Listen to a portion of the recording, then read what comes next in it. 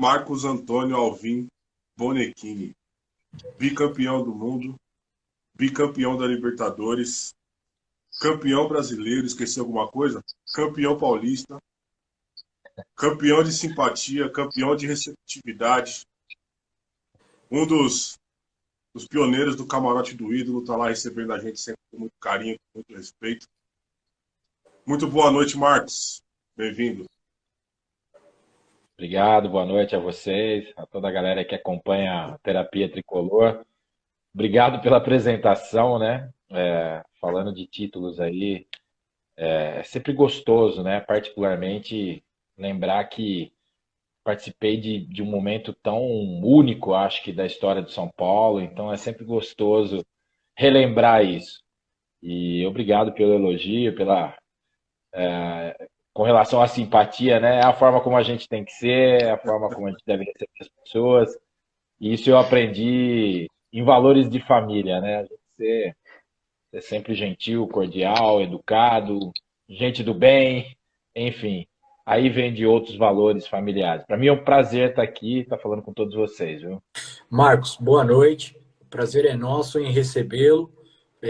Faço de suas as minhas palavras. A gente percebe que a educação, a cordialidade é de berço. Um grande abraço aí pro teu filho, que no dia que eu tive no camarote aí foi um dos meus parceiros, um dos companheiros aí ao lado do Palma, né? Então, cara, Legal. realmente uma família super do bem aí. Ele fez aniversário, acho que semana passada, né? Feliz aniversário atrasado aí para ele. No dia também parabenizei, né? E muito bem-vindo aí ao Terapia Tricolor. Abaixo aí também tá o Cadu. Chega dando boa noite aí, Cadu também. Boa noite. Boa noite, Marcos. Bem-vindo aí. Vamos ter muita resenha, muita história para contar, né? O Marcos é um dos caras que fez parte de uma grande história, construção de uma grande história lá na década de 90. Salve, Lúcio. Salve, Pascoal. Boa noite. Marcos, Boa noite. fica à vontade. Manda as suas histórias aí à vontade. Marcos, ele falou uma coisa assim, né, que ele se sente feliz de ter feito parte de um grande momento da história do São Paulo. Eu, como São Paulino que sou, Marcos, eu lembro bem da história, né? Eu gosto de ver e rever e revisitar a história do São Paulo. E eu costumo dizer que aquele momento que você viveu é o que fez o São Paulo subir um patamarzinho assim, subir um degrauzinho não só no Brasil, na América, mas no mundo, né? Queria saber como foi para você viver isso e quais foram ali 3 principais momentos que você lembra e fala assim, nossa, isso aqui eu levo para minha vida e é uma história que eu tenho muito prazer em contar. Bom, primeiramente, boa noite, Cadu. Prazer estar falando com você também. Lúcio, obrigado pelos elogios ao Diego.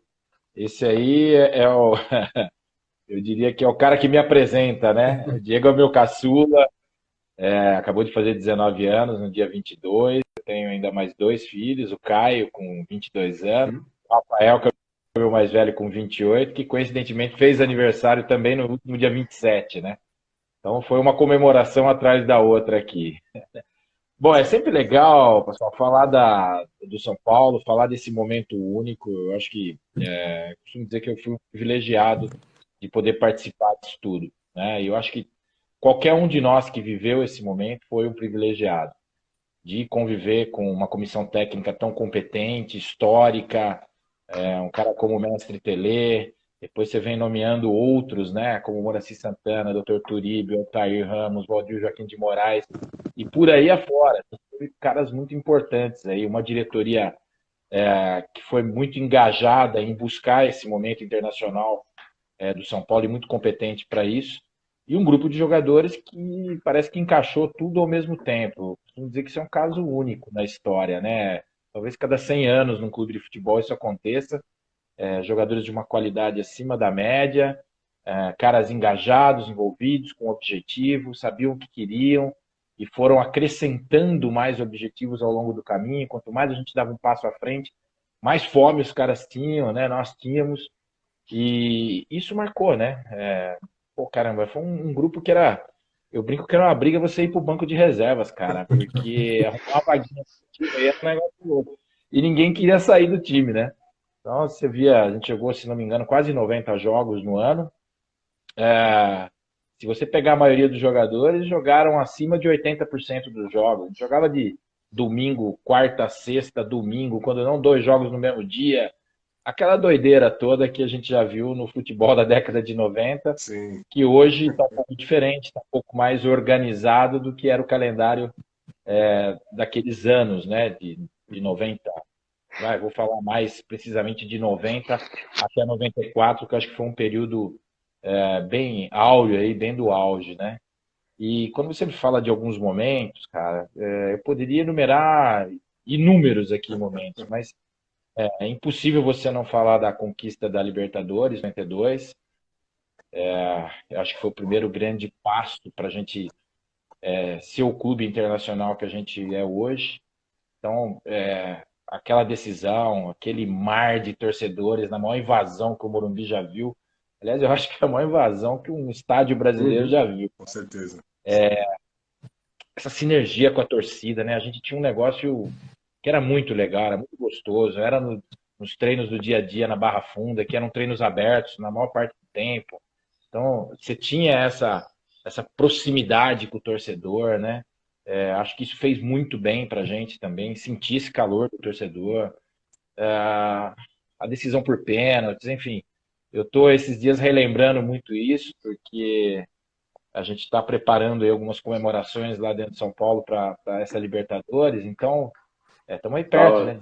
De junho, estou vendo muita coisa, cara, e cada dia que eu vejo mexe de novo, sabe? Parece que você está vivendo aquele momento. Particularmente para mim, Libertadores, o Mundial, impossível não citar o Mundial, né? Com o Barcelona, quer dizer, foi o momento do ápice nosso, né? Do primeiro título, e um título que foi muito merecido. Jogamos muito contra o Barcelona, dominamos, eu diria, na maior parte do tempo o Barcelona, e algo até para muitos inesperado, né? Para a gente não, a gente tinha esse propósito, né? E ganhar esse título foi o auge.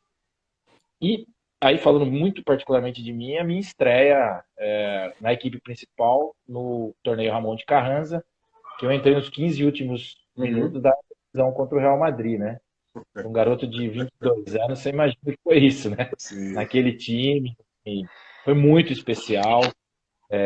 Se eu fosse colocar numa ordem aí de relevância, eu colocaria esses três momentos, já que você me pediu três, mas eu colocaria uns 50 fácil aqui, né?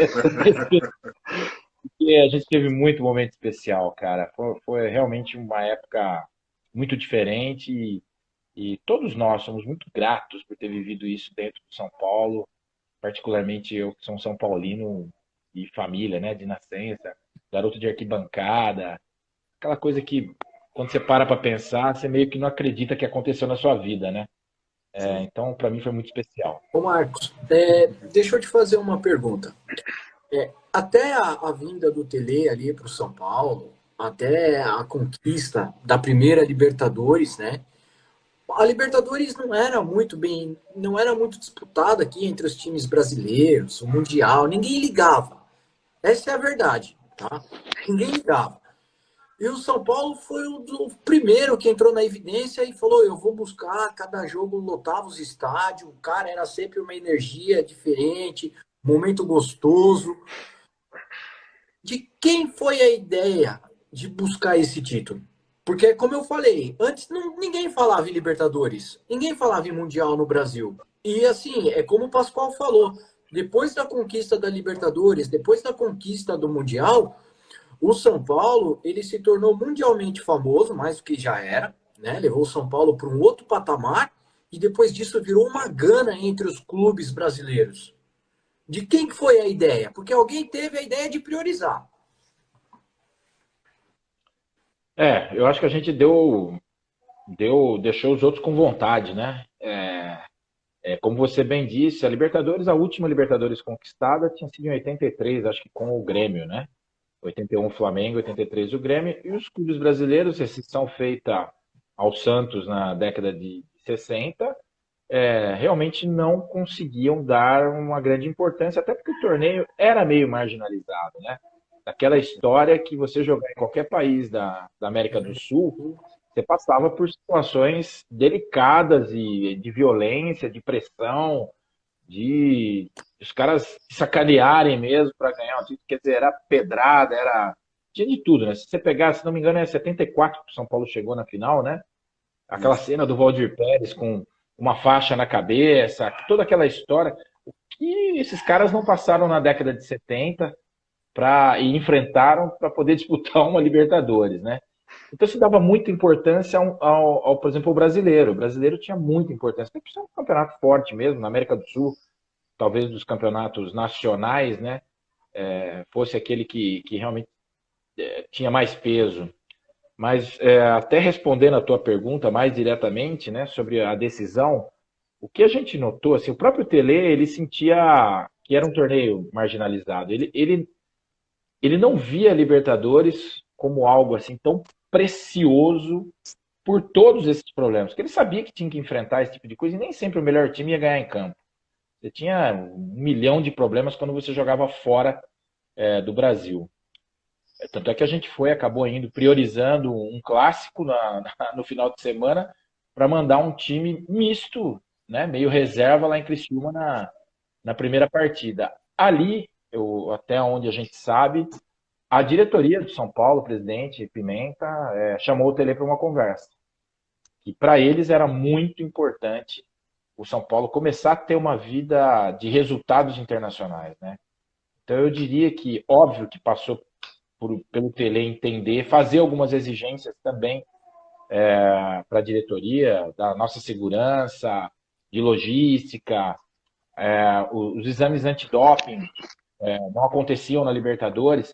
O São Paulo pagava nos jogos em casa o antidoping para obrigar os outros times a virem de uma forma legal, porque a gente sabia que até isso influenciava. Sim. Então, Tem que ali eu acho que a diretoria teve uma medida muito legal de cobrar, de certa forma, o Tele e, ao mesmo tempo, ouvir o Tele das condições que ele entendia que o time precisava ter para disputar realmente uma Libertadores. E começou, a partir daí, nos 2 jogos que a gente foi sair para a Bolívia, né? A gente jogou em Criciúma e a gente jogou a primeira fase, os 3 primeiros jogos fora de casa, né? E voltou no segundo turno para jogar os 3 em casa. A nossa preparação para a Bolívia já mostrou tudo, toda a logística. O Moraci viajou antes para conhecer os lugares que a gente ia jogar, onde a gente ficaria, a logística de ficar em Santa Cruz de la Sierra, num nível mais baixo, né, um nível parecido com São Paulo, até mais baixo, só viajar no horário do jogo, na altitude, que você sente menos o efeito do que ficar muito tempo lá e ter que jogar. Isso a gente conversa hoje, andei conversando com o Moraci, doutor Turíbio, que é um dos papas da fisiologia, não só no Brasil, acho que no mundo, né?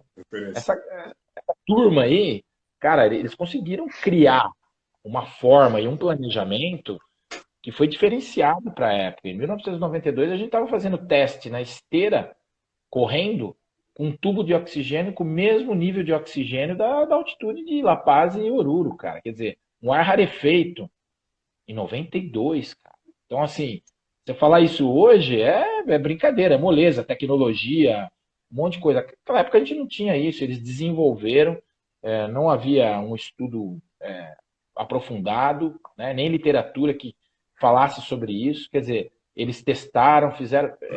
Houve todo um planejamento para a gente fazer aqueles 2 jogos e trazer, na época, os 3 pontos, né? Era vitória, era 2 pontos, né? Então, 2 pontos de um jogo, 1 ponto do outro, o que nos deu a possibilidade de classificar depois com os jogos em casa. Então, eu acho que, partindo da decisão da diretoria, o resto andou. A gente sabe que essa época, né, assim, esse início de década de 90, ela foi, eu queria falar, ela mudou o patamar de São Paulo. Queria saber como isso refletiu na sua vida, Marcos, como atleta e como foi assim, né? Você é um cara ali de Jundiaí, tá no São Paulo, joga hoje, de repente você passa a ser um cara conhecido. Queria saber como que foi isso aí para você naquele momento ali, como que você fez para lidar com tudo aquilo, né? Para a gente traçar um paralelo de como era a mentalidade dos tempos áureos do São Paulo até a gente chegar nos dias de hoje. Pra gente tudo aconteceu muito rápido. Se eu falar para mim, a minha história com o São Paulo é uma história que mudou a minha vida, né? Eu tinha jogado na base do Guarani de Campinas, que era o caminho natural de quem é de Jundiaí, né? Eu sou de Jundiaí, estou aqui em Jundiaí, eu ainda moro aqui. E eu tinha me decepcionado com algumas coisas que tinham acontecido no Sub-17 do Guarani. E eu abandonei o futebol. Em setembro de 87, né, 1987, eu tinha abandonado. Eu estava estudando, me formando no ensino médio em informática, programador. Eu sou formado em programador, quer dizer, na época estava começando a borbulhar, programar em Basic, COBOL, Fortran, essas linguagens do tempo. Delphi. Isso aí. Essa é a minha área. Tua área? Então você sabe o que eu estou falando. E eu abandonei, eu me decepcionei com o futebol. São Paulino que era, gostava de ver jogo, torcer. Eu perdi o meu pique para jogar. E meu pai, como bom São Paulino que era, ele não se conformava. Ele achava que eu tinha que... Ele me via negando proposta de clubes do interior para ir jogar sub-20. Eu já ia para o primeiro ano de sub-20. E foi quando ele... que Deus o tenha, ele foi e me arrumou um teste no São Paulo, do nada. Meu pai nunca fez isso na vida, nunca correu atrás de nada para mim no futebol. E ele falou, pô, cara, eu conheci um cara aqui em Jundiaí que conhece não sei quem, que vai arrumar um teste pra você lá no São Paulo. Eu falei, mas eu parei de jogar, cara, isso já é no ano de 88, né? Eu falei, não, parei de jogar, cara. Ele falou assim, mas você não vai negar seu pai e o nosso tricolor, né? Como é que eu ia negar esses dois pontos, né? Que eram importantíssimos para mim. Então eu falei, eu fiz um teste no São Paulo achando que eu não ia passar. E um dia eu conto essa história para vocês, senão a gente vai prolongar. E eu fui muito para cumprir um desejo do meu pai, cara. E eu me saí tão bem no teste. E calhou do São Paulo tá precisando de um goleiro justamente da minha idade. Então em 88 eu estava chegando no São Paulo. Em 2000, em 92 eu estava sendo campeão do mundo. Então assim, é algo surreal. Né? E passar esse período todo que a gente passou, títulos consecutivos, crescimento, jogadores que estouraram, nível de seleção brasileira, e aquela coisa que não parava, o time tinha sede e ganhava, tinha sede e ganhava. Então, eu falo, São Paulo, cara, São Paulo mudou minha vida completamente, ao ponto de me fazer voltar a jogar futebol e depois me proporcionar a oportunidade de viver talvez a maior era que o São Paulo viveu no futebol até hoje, na história dele. Sem diminuir ninguém, porque ao longo da história todo mundo fez um papel muito importante para o clube chegar onde chegou. Antes da gente e pós, né? Mas num curto espaço de tempo, eu acho que foi essa geração aí que modificou esse patamar do São Paulo, né? Então, mudou tudo na minha vida. Eu falo que mudou tudo. Eu, pessoalmente, realizei um sonho. Aliás, sonho que eu nem sonhava, né? Era um sonho. Seria uma loucura, né? Mas isso mudou para todos nós, cara. A gente falava depois do jogo, imaginava até quando alguém lembraria da gente. A gente conversava sobre isso, sabia? Tipo assim, pô, nós ganhamos um negócio. A gente achou que parar ali, né? Ganhamos o Mundial, não vamos conseguir mais, né? Pô, precisa ser bicampeão de Libertadores, bicampeão mundial, ou era um negócio surreal na época. Era muito difícil chegar a uma Libertadores, para começar. A gente entrava no ano seguinte como campeão, eu não lembro se era nas oitavas ou nas quartas, a gente entrava, né? Mas era um torneio, porra, difícil, né, cara? E então a gente falou, puta, chegamos no auge. Cara, será que daqui 10 anos vão lembrar da gente? Vem outras coisas maiores com outras pessoas, vão lembrar da gente daqui 15 anos? E aí eu me vejo hoje aqui, conversando com vocês, falando desse momento 30 anos depois, cara. Então, até isso era inimaginável, gente. Então, a gente sabia que ia marcar um nome na história, mas não ser lembrado com tão vivo e tanto amor, tão legal. A gente tem público de todas as idades, né, o Marcos? A gente tem ali um grupo de WhatsApp onde tem gente do Brasil inteiro, tem até alguns amigos do exterior e tal, e tem uma rapaziada nova que eles falam que eles gostariam de ter nascido na época que a gente nasceu. A gente foi privilegiado de ter pego essa caminhada de vocês.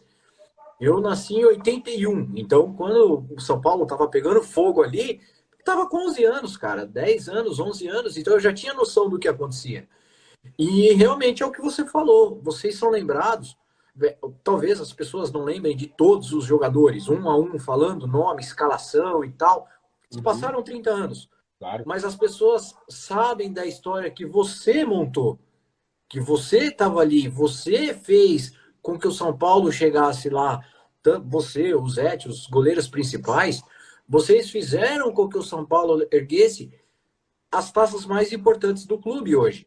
Todas as taças têm um peso, mas eu acredito que, como o Pascoal sempre fala, esse foi o ano, 92 e 93, que o São Paulo abriu para o mundo. Então, se não fosse vocês, naquela época, se não fosse o esforço de vocês, a dedicação de vocês, o amor de vocês, a gente não teria hoje essa explosão que nós tivemos. E hoje é diferente, o peso da bola é diferente, o campo é diferente, a parte de treinamento é diferente, é tudo muito diferente. Então a gente olha para aquela época, era uma bola de capotão, aonde você dava um chute e saiu gomo. Choveu, virou bola de basquete, né? Você tocou num ponto que é muito legal. Você falou da bola, né? A melhor bola, a gente vibrava quando a gente conseguia jogar a Libertadores, porque tinha a bola da Adidas, e o Mundial, cara. E lá na Europa, quando a gente ia fazer aqueles torneios lá. Porque as bolas nacionais, cara, eram terríveis. E isso, até umas brigas que o próprio Tele, o Zete comprou com o negócio de bola, que, pô, foram chamadas até no TJD da Federação Paulista, porque criticaram a bola, cara, queriam punir. Nossa. Ajudou e muito a melhorar essa tecnologia. Mas é isso aí, a gente jogava com bola de couro que encharcava. Ela deformava durante o jogo. Pô, cara, a gente passou um momento. Mas isso tudo é muito rico em experiência, cara. E isso dá valor pro que a gente fez também. Eu tenho. Pô, eu falo que eu tenho muito orgulho de ter passado essa época, porque a gente conquistou muito, não é só conquistar títulos, eu acho que a gente conquistou evolução, ajudou a evoluir de alguma forma o futebol brasileiro, ajudou os caras a terem vontade de ganhar uma Libertadores, quer dizer que a partir dali todo mundo percebeu que, pô, dá para ir por esse caminho que é legal, né? É uma obsessão. Então, ficou um legado, né? Isso é legal. Verdade. O São Paulo era referência, né? O São Paulo, desde dessa época, já era referência. Igual você disse da questão dos testes na esteira que vocês faziam por causa da altitude. E por isso o São Paulo sempre foi referência. O São Paulo sempre teve esse tipo de preocupação, e justamente por causa dos projetos de disputa dos títulos, principalmente da Libertadores, do Mundial, logo depois de ganhar, por isso que teve a sequência. E por pouco não foi tri em 94, né, da Libertadores, porque era uma sequência forte. Uma pergunta, Marcos, que eu tenho para te fazer, você disse no início da disputa dos pênaltis. Na questão da disputa dos pênaltis lá, vocês estudavam os batedores ou tinham estudo dos jogadores para o goleiro adversário para saber mais ou menos? Ou vocês ficavam ali, por exemplo, na hora das cobranças lá, dando dicas, no caso você, dando dica para o Zete, ó, eu vi esse tal batedor num jogo bater desse lado, hoje ele pode escolher outro canto. Tinha essa situação naquela hora ali? Então, até nisso a gente deu um passo para a inovação, mas era muito difícil, por exemplo, você não tinha os jogos de TV que você tem hoje. Não tinha internet para ver vídeos da equipe adversária. Eu vou te dar um exemplo, você vai entender bem. A gente viu do Barcelona um jogo em fita VHS que trouxeram da Europa para a gente antes da gente disputar o Teresa Herrera. E nós fomos... Cara, começou a jogar e eu tava no banco lá. Eu falava pros caras, meu Deus, como é que vamos ganhar desse time aí? Que os caras dão um toque só na bola, cara. Os caras não olhavam nem para onde ia tocar, já sabiam que tinha um jogador ali. E nós tomamos um gol, eu me lembro, nos primeiros 5 minutos. Tomamos um gol, depois a gente virou para os 4-1 e tal. Mas pra gente não tinha esse tipo de informação. No mundo chegava alguém que assistiu um jogo e trazia isso. Aí o São Paulo preparou o Valdir Joaquim de Moraes, que era nosso preparador de goleiros, e funcionava praticamente como um auxiliar técnico do Tele. Porque o Tele não tinha auxiliares, né? O Tele era um cara que... Era meio ele, né? Ele não gostava muito dessa coisa. Tanto o cara que deu mais certo com ele foi o Muricy, pô. Houve uma sintonia, né? depois foi de 93 para frente, né? 94, o Muricy. Uhum. Então, o Valdir começou a assistir alguns jogos dos adversários nossos na fase mata-mata. Foi quando ele viu uma disputa de pênaltis, eu não me lembro se foi na semifinal ou se foi nas quartas de final, que o Newell's passou, eu não me lembro sinceramente, e ele fez essas anotações. Mas assim, são anotações de um jogo, cara. Então você tem a tendência do cara ir ali ou não.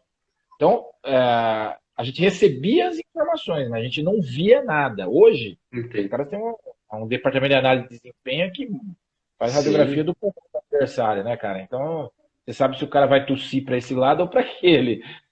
A gente tinha um feeling, né? A gente treinava um feeling de batedores. Como os batedores, normalmente um cara destro bate, se ele corre para a bola, se ele anda para a bola, se ele vem de frente para a bola, o canhoto a mesma coisa. Ele dava sinais de tendência de onde ele estaria. Então a gente tinha isso também. A gente desenvolveu isso, apurou isso ao longo dos anos. E o Valdir, que foi nosso grande mestre, né? O Valdir era um cara que nos ensinava muito isso. Mas na final, eu fiquei no primeiro jogo na Argentina, no banco, né? Em Rosário, e quem ficou na grande final foi o Alexandre, porque a gente fazia um rodízio, um jogo cada um. E ele ficou para a grande final, e na mão dele, no final do jogo, ele tinha as anotações do Valdir, e do banco, onde estava todo mundo em pé, já havia combinado com o Zé que ele fazia o final do Zé. Conforme aparecia o batedor, ele tinha a anotação, ele apontava o que ia acontecer, né? Então, foi com essa super ajuda, feeling do Valdir de Moraes, que eu acho que a gente também teve um bom resultado, sucesso do Zé, que vai muito da individualidade dele, a capacidade dele, mas também das informações que o Valdir trouxe para essa final. Marcos, Da duas hora. perguntas aí. Paulo, você contou uma história bem interessante, né, de bastidor, e eu gosto bastante dessas histórias aí. A gente falou um pouco da mudança, né, que o São Paulo fez de patamar com aquela década, tanto para o São Paulo quanto para vocês, e eu queria que um linear aí, um paralelo linear aí traçasse, né? Você falou assim, né, depois do Tele, talvez o cara que mais se aproximou das características dele tenha sido o Muricy, né, em termos de liderança, de energia, de vigor, de ambição e tal. O Rogério Ceni, você conviveu com ele enquanto atleta, conviveu com ele, convive agora também, tem contato com ele lá, e como torcedor acompanha o trabalho de perto. Queria saber assim, né? Você enxerga no Rogério Ceni esse perfil de modificação que teve o Tele, que teve o Muricy? Eu de fora, como torcedor, eu enxergo o Rogério hoje como o ponto de inflexão que o São Paulo precisava, né? Ponto de equilíbrio entre a parte técnica, a questão da direção e também o elo com o torcedor.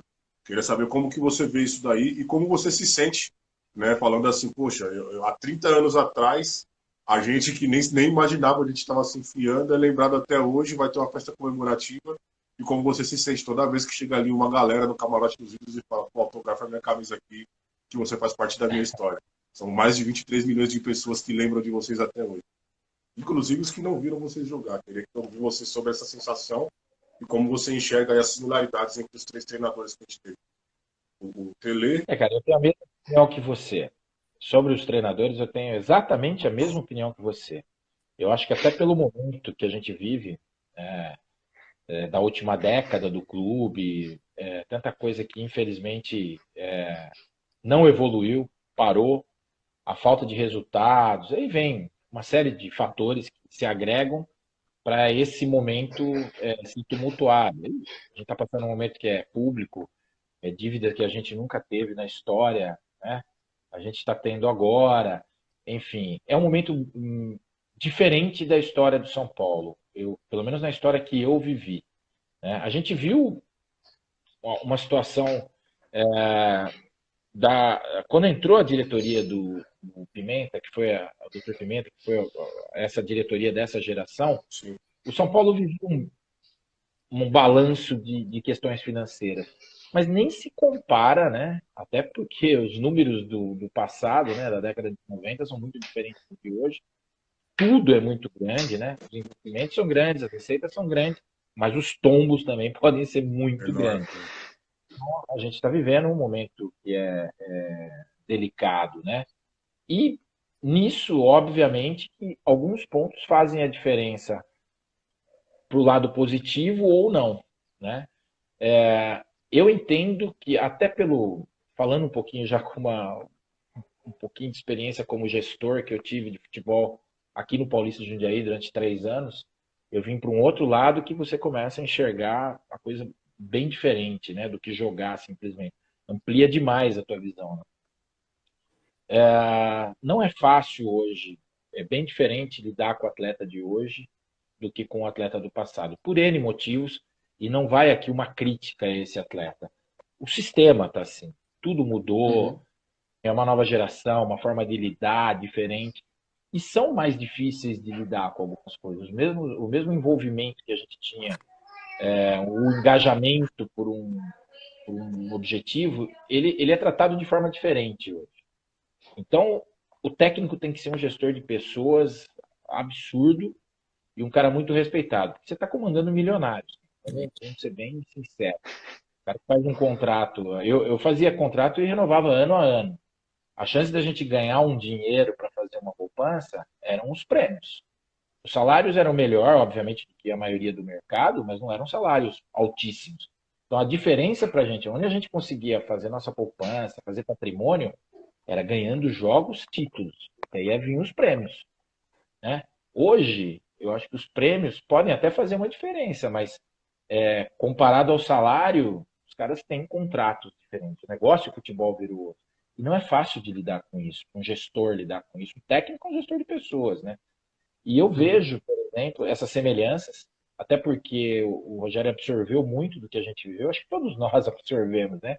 O jeito Pelé de ser, o Muricy de ser, que já era um Pelé mais light com a gente, porque ele era a linha dura mesmo, né? Ficou muito da gente. Mas o Muricy era, cara, é incrível que publicamente, até pelas entrevistas, as pessoas acham que o Muricy é aquele cara do dia a dia. Mas dentro do grupo não, é um cara de cobrança, de exigência, mas um cara de muito diálogo, um cara bacana pra caramba de trabalhar. Né? E eu tive essa experiência, essa oportunidade, foi muito legal. Então, o Rogério vai por essa linha, e o Rogério era o único cara que eu enxergava no futebol brasileiro, hoje, que para o São Paulo seria o ideal. Pela história dele, incontestável, um cara que ganhou tudo, foi o maior goleiro artilheiro da história, 25 anos com a mesma camisa, um cara que foi referência para tudo. Ele já vinha com bons títulos como treinador, quer dizer, a experiência que ele não tinha lá atrás quando ele assumiu a primeira vez, ele já tinha e provou, ganhou, e teria o respeito de qualquer um. É o cara que ia falar assim, ó, vai ser A, é A. Não teria contestação, né? Não que não haja exigência e ele está incapaz de ter erros. Não é isso, mas eu acho que ele dava um corpo, né, de garantia desse respeito do atleta em campo, de falar, pô, eu só estou falando com o cara que é o maior ídolo da história desse clube, conhece isso aqui de ponta a ponta, ganhou tudo que poderia ganhar. Mas ainda é o treinador campeão brasileiro pelo Flamengo, cara. E fez um baita trabalho no Fortaleza. Exatamente. Então, eu acho que, por um momento, era o melhor nome mesmo. Ele abraçou num momento delicado. Não é fácil aceitar o desafio que ele aceitou. Um time brigando com rebaixamento, um elenco que não se encaixava. E ele foi e abraçou, cara. É desafiante isso para um cara que era o campeão brasileiro. Pô. Ele podia tomar uma pancada e ele não, eu vou e vou fazer. E acho que agora a gente começa a ver que ele realmente está colocando a mão dele, o trabalho dele, o jeito dele, né, com o apoio de direção, do próprio Muricy, enfim. O torcedor começou a entender que, tá claro, né, o momento, não dá para a gente ficar sonhando em ser campeão mundial de novo, ou até mesmo um título super importante como um brasileiro. Pode acontecer, mas não é algo que está trilhado para ser, ou planejado para ser agora, né? Então, é uma reconstrução. Eu acho que de tudo dentro de São Paulo está sendo uma reconstrução, e para mim ele foi o nome ideal mesmo. Acho que reúne todas as qualidades necessárias para esse momento, e a gente está vendo. Óbvio que vão haver oscilações. O Marcos, é um momento que oscila, mas eu acho que nós estamos no caminho certo, Copa. nas mãos dele. Eu, na época que o Rogério foi cogitado, eu fui um dos São Paulinos, né? Que mais apoiei, que mais pedi ele. Justamente pelo aquilo que você falou. Eu notei que no time do Crespo faltava um pouco eles saberem. Tinha alguns jogadores estrangeiros que não sabiam o peso da camisa do São Paulo, né? Faziam gracinha, erravam gols, cara, inadmissível e tal. Não que hoje não erre, não é isso. Mas com a vida do Rogério, todo lugar que o cara olha ali dentro do Morumbi tem alguma coisa que faz menção ao Rogério. O cara pensa duas vezes, fala, porra, eu tô falando com o cara que chega e mandou aqui e conquistou tudo. Assim como você, como o Zete, como tantos outros jogadores, pô, Ronaldão, todos os outros jogadores que fizeram parte da história. E hoje você faz um trabalho excepcional aí no camarote dos ídolos, porque aproxima a gente, e eu torcedor, tá? O dia que eu fui, porra, eu vi o Palhinha, vi você, o Palma tava com o Palma, então assim, o Éder Tânio, então são jogadores que essa rapaziada mais nova, talvez eles tenham um pouco de dificuldade. O próprio Éder falou pra gente, falou, cara, meu filho duvidava que eu fui jogador de São Paulo.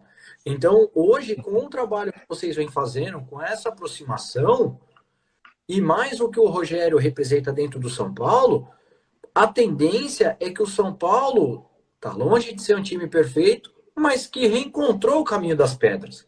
A minha visão, tá? Minha visão. Eu sou São Paulino, Pascoal, Cadu aqui, a gente é doente pelo São Paulo, né? Não é à toa que a gente tem um canal aí.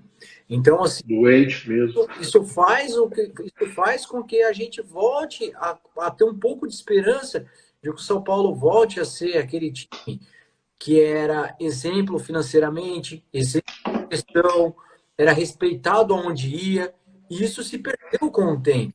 Então eu acredito que com o Rogério isso tenha voltado aí para complementar a tua análise, tá? Não, mas é bem isso. Obrigado por falar sobre o camarote também. É, eu recebi um convite do presidente, Júlio Casares, para fazer parte desse projeto do camarote, que é um projeto idealizado e implantado por ele, né, e merece todos os méritos por isso, porque na minha história de relação com São Paulo, tá chegando a 35 anos. E a gente nunca teve um espaço assim, um tratamento dessa forma. Poucas vezes a gente pôde, por incrível que pareça, isso não é um defeito do São Paulo, tá? É do futebol brasileiro, qualquer clube. A memória é muito curta e se esquece um pouco desse atleta campeão, ao ponto de você não ter uma entrada ou um espaço para você ir para os jogos. E não é questão de poder comprar ou não poder comprar o ingresso. É de você ser reconhecido, de ter uma credencial ou de ter um ingresso para assistir o jogo no clube que você contribuiu de alguma forma na construção dessa história vitoriosa, né? E a gente sabe de muitos que infelizmente estiveram ali, às vezes até sem condição, caras bem do passado, e na porta do estádio pedindo um ingresso, pedindo favor para ter um ingresso. Cara, é de cortar o coração isso. Então, o Júlio foi muito sensível nesse ponto. É um cara que realmente. Eu conheci o Júlio há pouco tempo, eu conheci o Júlio em 2019. Eu não tenho uma relação com o Júlio antiga, não.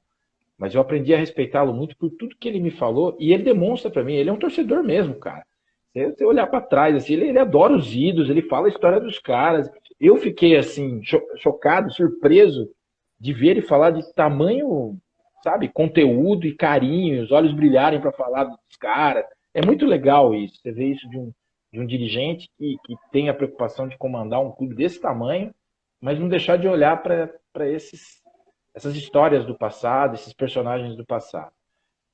O que eu tenho conversado com o Júlio já há algum tempo, na realidade o Camarote ele é um passo de um projeto de resgate do ídolo, né? Então tem outros pontos que a gente está buscando e, se Deus quiser, vai conseguir implantar para que a gente acolha o ídolo com outras ações, cara. Não é só o Camarote. O Camarote é um bom começo disso e cria de novo, o resgate do cara para dentro do Morumbi, saber que os caras ganham o ingresso deles, mais um acompanhante free de um camarote premium, não é nem numa arquibancada, nem de uma cadeira. O cara tem né? Quem vocês conheceram o camarote, é uma ideia muito legal, que Sim, graças a Deus legal. está funcionando bem. E o tratamento, né? O tratamento tem que Exatamente. ter a recuperação do lado que a gente fala social. Então, imagina, assim, ó, eu, tá? Eu acredito que, assim, pega um cara que jogou no São Paulo, vou usar ele aqui porque ele entrou na live, aí te mandou um abraço. O Éder Tani, por exemplo, tá? Então, É um cara sensacional. assim, você pega um cara como esse no futebol de hoje e você põe ele sozinho no meio da arquibancada, alguns torcedores são da nossa época, talvez lembrem, mas essa rapaziada nova, não. Aí você dá um trabalho social para um jogador, para todos, que o cara mais novo, ele chega lá, era muito engraçado. Eu tava com seu filho, eu vou contar uma história aqui, né? Eu tava com seu filho, aí o cara bateu nas costas minha e dele e falou assim, quem é aquele jogador ali? Aí a gente falou o nome do jogador, o cara saiu desesperado para pegar autógrafo. O cara nem sabia quem era o jogador.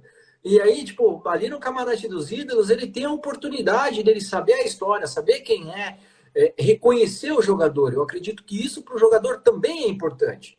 Então, parabéns aí ao Júlio, a você que está encabeçando, ao Palma também, a toda essa rapaziada aí que está diretamente envolvida ao Camarote dos Ídolos. Quem não teve Palma é oportunidade um de ir, parceiraço desse projeto. quem não teve Parceiraço. oportunidade de ir, que vá. O Camarote dos Ídolos é para ser aproveitado por nós torcedores. É um lugar excepcional que lá você sabe o tamanho do São Paulo. O São Paulo não foi esquecido. O São Paulo ainda é um baita time e as novas conquistas virão. Você falou um negócio muito legal, que eu acho que é uma troca bacana do camarote. Torcedor e o ídolo, o ex-atleta, o campeão. Primeiro, a nossa missão, e é uma das coisas que eu bato desde o começo, é dar luz a esses caras novamente, que fizeram tanto. Éder Teno fez tanto. A gente já teve lá o Terto, a gente já teve o Mirandinha. Se eu estou falando de caras de 80 para trás. A gente vai estar com o Sérgio Valentim, que o Éder vai nos trazer do Vale do Paraíba. O Sérgio Valentim foi um goleiro da história do São Paulo. E que, obviamente, o tempo passa e novas gerações vêm, a memória ela acompanha essas gerações. Um ou outro nome que teve muita visibilidade é lembrado, mas a gente sabe que, numa regra geral, isso vai se apagando aos poucos. Então, é uma missão dar luz a esses nomes por tudo que eles fizeram. É hiper merecido, né? Então, há uma troca bacana com o torcedor que tem essa oportunidade. O clube consegue também fazer um faturamento importante, uma receita importante, que ajuda na questão do ingresso mais barato, que é o ingresso popular, que hoje o Morumbi tem um ingresso a R$ 20. Cara, nem aqui o Paulista está jogando a B, sub-23, na quarta divisão, o ingresso é mais caro que R$ 20, cara. Estão falando no Morumbi, o ingresso popular. Isso é outra coisa que eu acho sensacional. E o Ídolos ajuda com esse faturamento a completar, a subsidiar essa parte. Outra ideia é sensacional. Então, esse projeto ele começa com o Ídolos e a gente espera que aconteça muito mais coisas, porque a história não pode se apagar, cara. Talvez vocês vejam, me segue no meu Instagram, eu coloco muitas postagens que ídolos são para a eternidade. Sim. E são, pô, tem que valorizar. Eu tô vendo ídolos meus lá de infância. E eu me emociono com isso. Eu sou jogador de São Paulo, cara. E eu me emociono de ver esses caras, porque eu ia no estádio para bater palma para esses caras, meu. Então, é muito legal. Eu trabalho, é exaustivo, sim, a gente tem que fazer muita coisa para que as coisas aconteçam, mas dá uma satisfação, cara. Você termina, coisa legal. Eu ia justamente. Eu ia justamente te perguntar isso. Teve alguma vez que você, já no camarote dos ídolos, encontrou com algum ídolo do passado que você falou, nossa, esse cara tá aqui do meu lado e eu vi ele jogar lá atrás e agora esse cara tá assistindo o jogo comigo no clube que eu amo e a gente tá junto aqui conversando no camarote? Não, eu vi alguns. Mirandinha foi um, pô. Mirandinha foi um. O Careca, apesar de a gente até ter uma parte do final da carreira dele, a gente poderia até ter se encontrado, jogado contra, eu não tive essa oportunidade. E no São Paulo eu não joguei com ele. Uhum. Então, pô, o Careca pra mim pode ser da história, se não só do futebol brasileiro, mundial, italiano, do São Paulo. Então, assim, e você, sabe, ter uma troca, interagir. É um negócio meio louco, porque vem o teu lado do torcedor, né, cara? Você fala, Uhum. esse cara jogar, eu bati a palma pra esse cara. Então, eu já tinha realizado alguns sonhos, porque o Valdir Pérez foi meu grande ídolo. E eu tive a oportunidade no Sub-15 do Guarani treinar com ele, porque ele foi goleiro do Guarani naquela época. Então, pra mim, era inimaginável. Eu falei, cara, eu tô aqui do lado do meu maior ídolo, e o cara tá me ensinando as coisas. Então, eu já tinha tido umas experiências bem legais com isso. Mas cada vez que eu encontro o Sérgio Valentim, também vai ser outro que eu vou.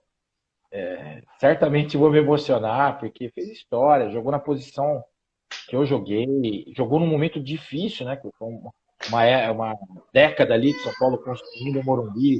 Ele foi um pouco mais que isso, mas pô, esses caras foram guerreiros. Esses caras foram guerreiros, viveram um momento do São Paulo de construção do Morumbi, sem dinheiro, o time não conseguia ganhar título. O cara vendendo cadeira cativa, Poi vendeu cadeira cativa para construir o Morumbi, cara. É um negócio louco isso. Você fala, pô, o goleiro do time foi à rua, vestiu a camisa para vender. Então, a nossa história é muito rica, é muito bonita a história do São Paulo. E isso Uhum. tem que dar luz para esses caras. Eu queria até falar um pouco de sentimento ali, né? Você falou um pouco de como você se sente, né? Participando desse projeto. Eu não tinha essa visão que você tem, né? Eu sabia da importância do camarote dos ídolos para a renda do São Paulo, mas eu não tinha ideia de como era feita a equação ali, né? Para poder popularizar o trabalho que o ídolo desenvolvia para poder cobrir ali. Um grande acerto, na minha visão, desse trabalho do Casares. Eu acho que o próprio número da torcida mostra isso, da arquibancada e tudo mais, é que tem acontecido uma aproximação muito grande do São Paulo como um todo, né? E da sua torcida.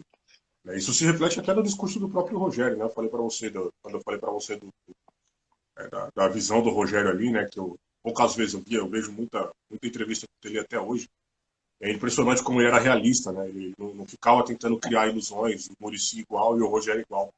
Eu acho que o torcedor do São Paulo, ele se identifica com isso. Ele fala assim, cara, a gente está olhando, a gente está vendo o que está acontecendo no gramado. Você não precisa ficar construindo uma história, porque a gente quer ouvir a verdade, a gente quer saber como você vai fazer para mudar.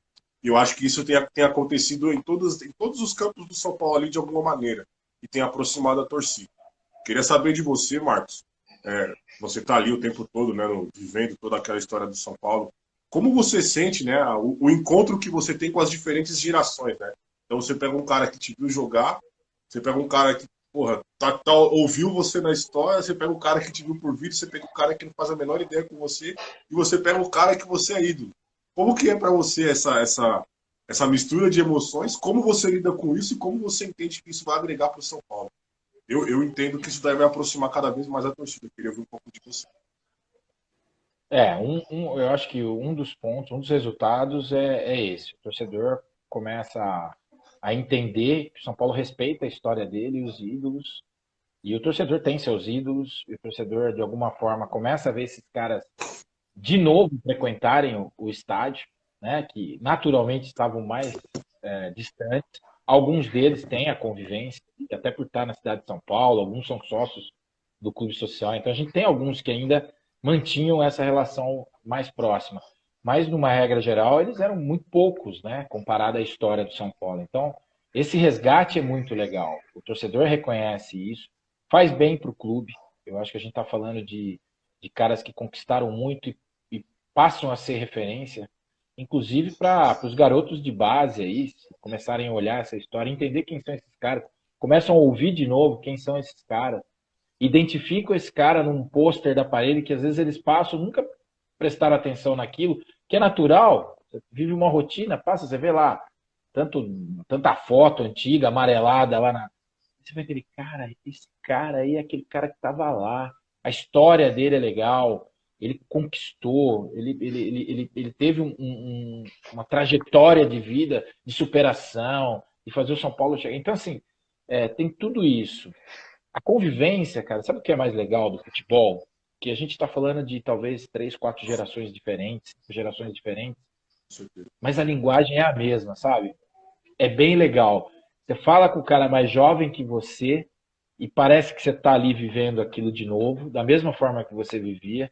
Você fala com o cara mais antigo e você está vivendo do mesmo jeito. O linguajar, ele é direto, ele é linear, não tem a coisa de diferenças. Então, isso é uma das coisas que o esporte e o futebol, principalmente, que eu vi muito, vivo, proporcionam. Então, você conseguir interagir com os caras de uma forma que parece que o cara jogou com você. E, na verdade, eu vi o cara jogar, pô. Pra mim, repito, eu como São Paulino, é uma satisfação absurda. Olha os caras lá. Tem às vezes que os caras falam assim, porra, você tá meio que tietando, né? Não, eu tô tietando mesmo. Foto lá do cara. Fica de lado, sabe? Essa coisa do ex-jogador que jogou, ou ganhou, não ganhou, que fez alguma coisa. Não interessa. Tem muitos caras que olham e falam, pô, mas pra mim, eu sou um cara, costumo dizer assim, obviamente que eu sei todo o valor que eu tive dentro dessa história, mas também sei que existiam protagonistas muito maiores dessa história. Então eu sei mensurar muito bem e convivo muito, sou um cara muito bem resolvido com isso. Eu não tenho problema, se me reconhecem, se não me reconhecem. Cara, é muito gostoso quando um torcedor chega em você, te reconhece, mas também eu não tenho problema. Tem cara que encosta em mim, conversa comigo, como se eu fosse o cara do camarote só, não sabe que eu joguei. Não tem problema nenhum também, isso não é questão para mim hoje. Eu quero ver a satisfação dos caras, apontar, não, aquele ali é campeão disso, ó, aquele ali é campeão daquilo. E muitas vezes, às vezes, o cara vem e fala assim, me falaram agora que pô, você é. Eu falei, eu não sou nada, cara. Eu sou o cara que está tentando proporcionar esse momento aqui para todo mundo, né? Então eu tenho uma satisfação enorme. Tem hora que eu tieto, eu preciso me controlar também, porque cara, como São Paulo, eu colecionei figurinha desses caras, futebol cards eu colecionei desses caras, pô. Eu acho que o Eu brigava na rua. eu acho que o Eu brigava na rua, cara. Eu tinha amigo corintiano, palmeirense, saía a cada pau a molecada, porque quando dava clássico, era uma confusão só, cara. Então, assim, esses caras foram meus ídolos. eu acho que o dia que eu fui no camarote, o Palinha ficou até bravo comigo, porque assim, ó, eu encostei perto dele, aí eu falei assim, ó, porra, eu lembro da minha infância, ganhei o único carrinho do meu pai, que era um tal do Top Gear, era um carrinho que acelerava, buzinava e tal, e na frente do capô do carrinho tinha a foto do Palinha. Aí eu falei, porra, velho, você tava no meu, na foto do meu carrinho e tal. Eu não sei nem como é que ele reagiu na hora ali, ele falou, pô, que bacana e tal. Como é que é, o Marcos, essa história de quando o cara te tieta? Fala assim, pô, você, Marcos, ó, eu tenho isso, eu vi isso aqui seu e tal. Qual que é a sensação para você? Cara, eu parecia um retardado ali. E o ídolo, quando ele recebe isso, qual é a reação dele? Cara, é muito gostoso receber esse carinho. Na verdade, é isso que faz a diferença nessa relação. De você dar luz nesse momento, assim. Eu particularmente, eu sempre fui um cara que procurou dar atenção, porque eu falei, fui torcedor, cara. Então, a coisa mais decepcionante para um torcedor é você olhar para um atleta do seu time que você admira, ou que veste a camisa do seu time que você queria ter uma foto, um autógrafo com ele, e ele negar isso para você, ele te maltratar de alguma forma, entendeu? A gente tinha muita cobrança entre a gente naquela época, que a gente levava mais tempo saindo do campo para chegar no vestiário do que treinando.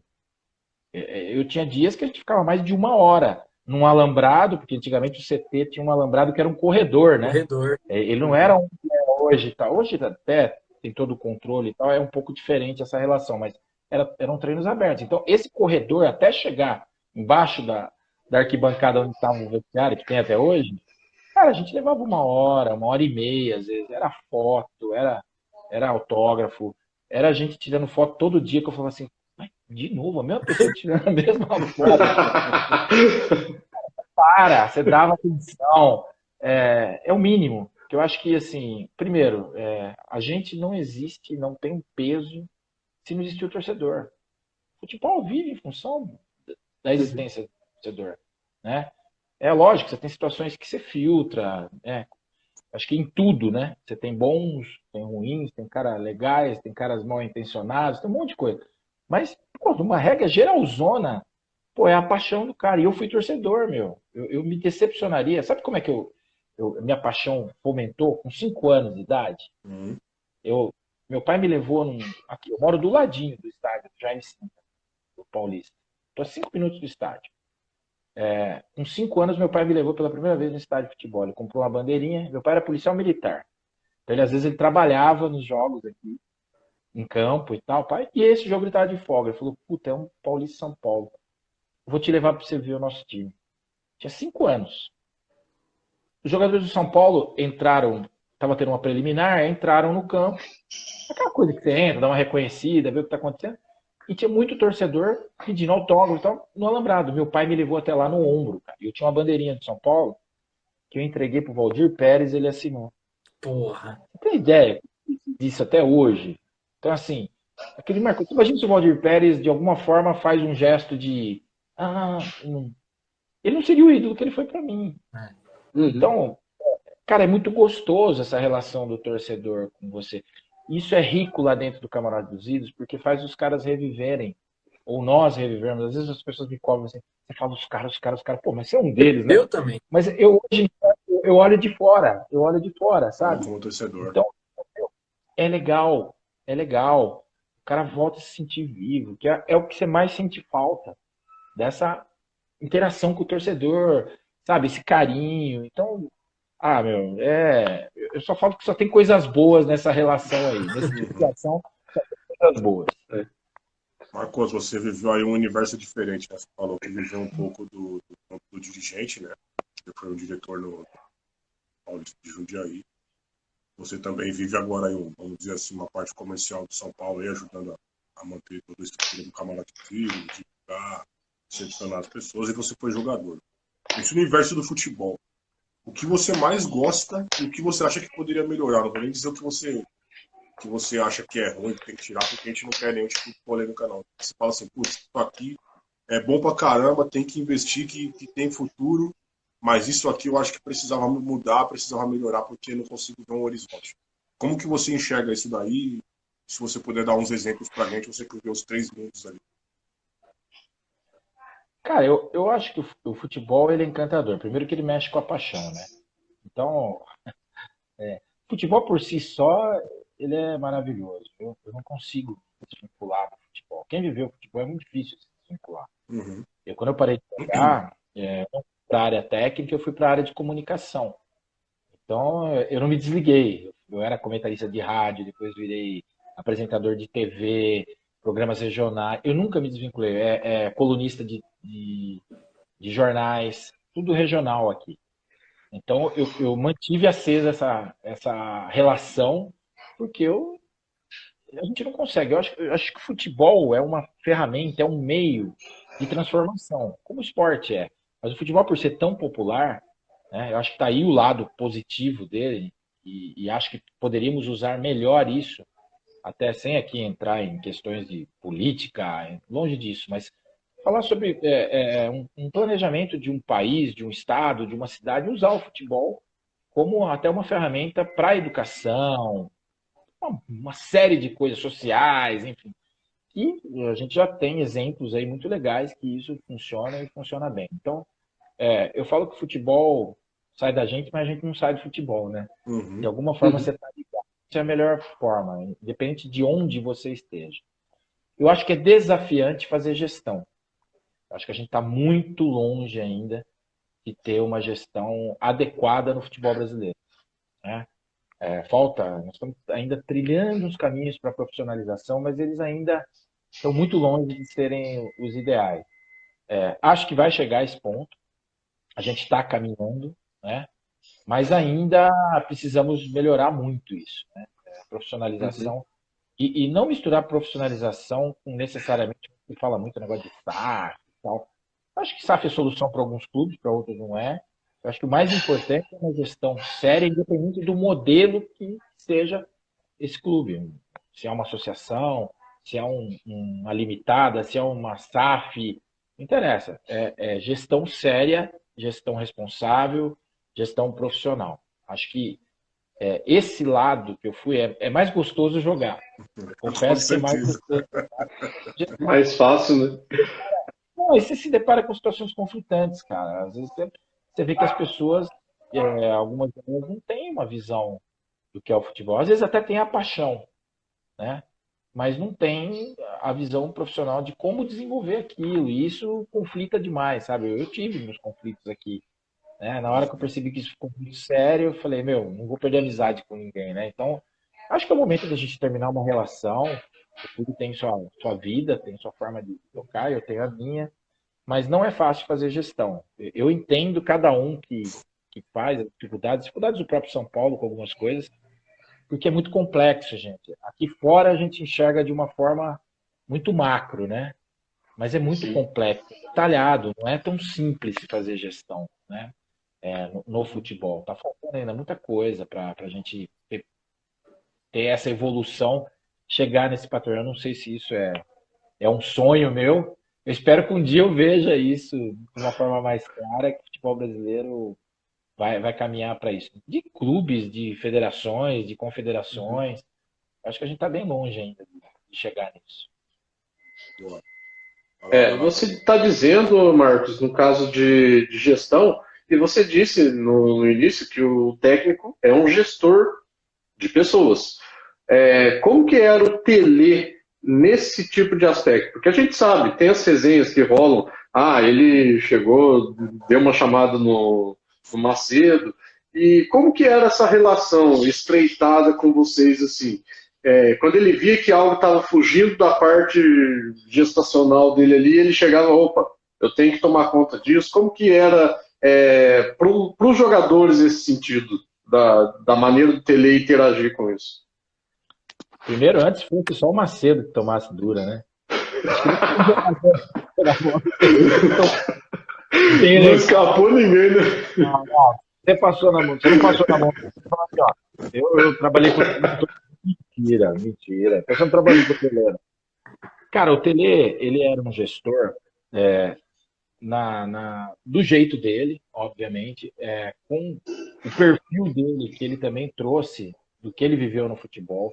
A gente vivia outros tempos. Talvez as duras que ele dava e a forma como ele falava com a gente, se fosse hoje, cara, talvez ele tomasse até processo, né? Porque é um negócio meio Com louco isso aí certeza. hoje. Hoje é tudo, pô, mas não podia ter falado desse jeito. E a gente viveu um outro tempo, a gente absorvia bem isso. Então, eu costumo dizer que ele conseguiu, ó, desse jeito dele, um pouco mais duro. Ele não era um cara de super diálogo, né? Não que ele nos tratasse mal, não conversasse, mas não era um cara de sentar com você e falar assim: vem cá, pô, eu penso assim, assim, assim, gostaria que você fizesse isso, isso. Não era com esse carinho todo, assim, né? Era no campo, ó, pô, ele extraía o melhor de cada um. E quem não desse o melhor, ia ficando pelo caminho. Ele só queria trabalhar com os melhores, os caras Uhum. mais dedicados e aqueles que pudessem trazer aquilo para o futebol, pô. É o resultado, é a capacidade técnica. Era um cara muito justo com relação a, por exemplo, o jogo limpo. Qualquer jogador dele que desse um pontapé, meu, você pode ter certeza que ia ter problema com ele. Ele falava, você não pode jogar num time como o São Paulo, pensar que daqui você pode ir para uma seleção brasileira, para uma Europa, e você tem que dar um pontapé em alguém. Isso é falta de recurso. E jogadores que não tinham a técnica, porque é óbvio, você compõe um elenco, você não tem só craque, né, cara? Tem os Uhum. carregadores de ponta, tem os marcadores. Você vê esses caras jogarem dentro do perfil deles limpo, né? Então você fala assim, pô, o Ronaldo era um cara de muita força, o Ronaldão. Muita força. Ah, o Ronaldo é bruto. O Ronaldo jogava na bola, cara. O Ronaldo evoluiu muito tecnicamente na mão do Pelé. Pintado era um marcador. Pintado marcava para Palinha, Raí, Miller, esses caras jogar, né? E ele desenvolveu tecnicamente também, Uhum. porque o Tele treinava muito. Então primeiro, ele era um formador de atleta, né? Ele te melhorava absurdamente tecnicamente. Os times dele, tecnicamente, se o cara não soubesse dominar uma bola direito, não soubesse dar um passe direito, um chute decente, um cruzamento, cabeceio, você pergunta pro Palinha, a gente tá conversando, eu converso muito com o Palinha hoje em dia, a gente lembrando de coisas que o Palinha às vezes saía de treino e ia para casa com algodão no nariz, de tanto testar a bola, que sangrava o nariz, cara. Uhum. Então, não tinha de, o cara não pode treinar, senão ele não vai aguentar o jogo. Caramba, a gente tinha uma preparação física absurda E terminava treino, cara, era meia hora, 40 minutos. A hora que você falava assim, tá todo mundo cansado, ele vai parar. Não, aí é que ele aumentava. E fazia fundamento. Só que ele não deixava ninguém perder o foco. Não tinha essa. Ganhamos um campeonato, não acomoda, cara. Não tinha zona de conforto no São Paulo. Vai mais ou menos pra você ver. Você tá fora. Então ele fazia a gente ter o foco, querer mais, querer mais, querer mais. E aí a gente ganhou tudo que ganhou, com muitos méritos totais aí a ele, com esse jeito aí.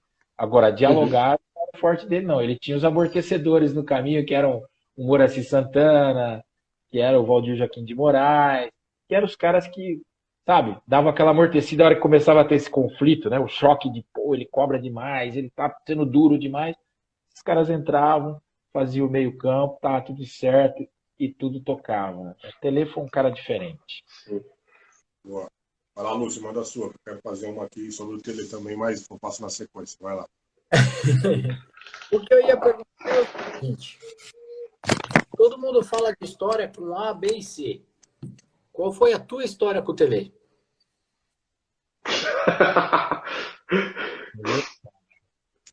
Boa pergunta. Minha história com o Tele. Eu acho que eu não tive nenhuma história assim tão marcante com ele. A primeira foi a inesperada entrada contra o Real Madrid, que foi até engraçado isso aí, né? Sabe que o Zé jogou 90% dos jogos, né? Se não mais, né? Jogou 95% dos jogos. Eu e o Alexandre sofríamos, né? O Alexandre conseguiu entrar num jogo numa expulsão do Zé na Libertadores, no final do jogo contra o Nacional do Uruguai, e com isso o Alexandre foi titular, entrou muito bem, tinha que jogar mesmo, jogou no jogo da volta aqui, e o Zé foi suspenso mais um jogo, ele jogou do Criciúma, né, na Libertadores. Cara, eu joguei um jogo no Campeonato Paulista, então você fala aí 2 jogos, 3, de quase 90, nós jogamos 3, né? E nesse jogo com o Real Madrid, a gente falava, Tele, imagina, ele contra o Cádiz ele não pôs ninguém quase do banco, cara. A gente ganha do Real Madrid na final, acho que o Valber foi no banco, porra. E podia pôr todo mundo, não sei o quê. Falei, você tá louco, Valber, não pôs nem contra o Cádiz, pô, vai pôr contra o Real Madrid. Cara, 5 minutos depois o Moraci me chama pra aquecer. E eu falei, o Zé te machucou? Ele falou, por quê? Só entra se o Zé te machucar. Oportunidade. E me deu essa oportunidade de 15 minutos, que para mim foi. E depois no Campeonato Paulista. Você me fez lembrar agora de um acontecimento nesse jogo do Campeonato Paulista contra o Ituano. Ele tinha poupado todo mundo, tinha um pessoal voltando de contusão, que a gente já tinha classificado, né? Naquela época tinha aquelas coisas da classificação, fase final e tal. Então ele estava voltando o Cafu de recuperação médica, o Pintado, o Adilson. Ele mesclou o time e ele me pôs para jogar. Poupou o Zete. E, cara, ele era tão detalhista com umas coisas, tão chato, que o Zete brigava com a questão da bola. Então, a bola tá muito cheia, a bola tá murcha, O Zete debatia isso com a arbitragem. Mas o Zete era o Zete, né, cara? Eu era um Marcos, tava entrando um garoto de 22 anos que imagina que eu ia chegar num juiz e falar, essa bola tá pesada, essa bola não tá calibrada. O meu foco era o jogo, né? Cara, você acredita que foi um jogo com muita chuva e eu entrei com uma luva, eu senti que a luva estava meio. O Rogério estava no banco. E eu pedi para ele levar uma outra luva minha que já era mais usada. Eu falei, pelo menos essa tem mais segurança, né? Não vou usar nova. E fui lá trocar. Por que eu fui pro banco? Ele falou assim, começou a me dar dura na beira do campo antes de começar o jogo. Ele falou assim, você não falou da bola com a arbitragem. Eu fiquei olhando pra cara dele. Falei, né? Eu vou. Você tem a obrigação de falar com o juiz que a bola, eu tô ouvindo o barulho da bola no bater. Caramba! Não, professor, eu pegando a luva, jogando a minha luva que eu tinha trocado, pegando a do Rogério, já virando as costas pra ir pro gol. Eu falei, ele vai me dar dura nesse jogo que eu não falei da bola, cara. E ele me deu a dura mesmo. No final do jogo, Deus parabéns. Foi um jogo bom pra mim, eu fiz um bom jogo. E tal, depois ele veio, me deu os parabéns. Não, foi bem, gostei e tal. Mas assim, Ele me deu uma dura antes do jogo, cara. Praticamente ele estreia no Campeonato Paulista no time principal. Já entrou E ele pilhado. era assim.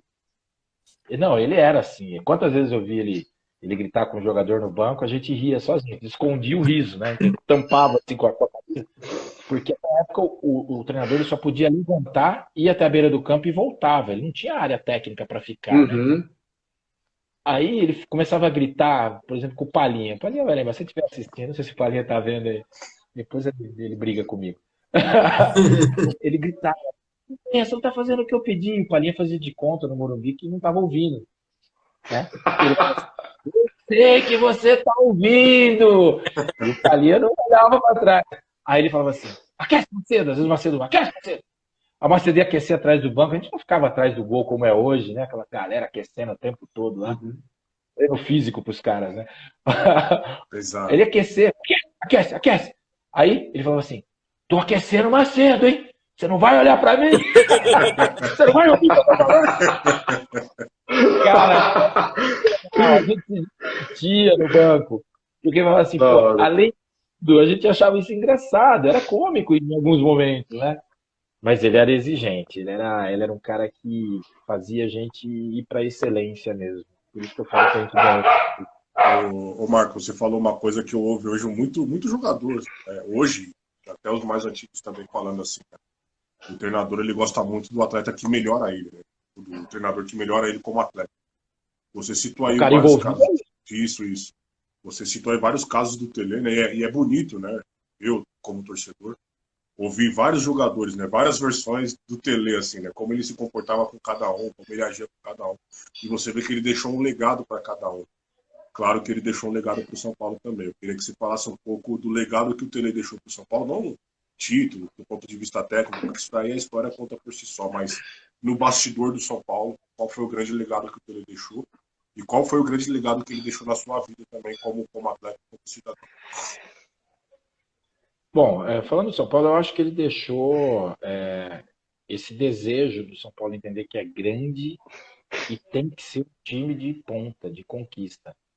Seja no Campeonato Paulista, seja, cara, no amistoso, seja no Mundial de Clubes.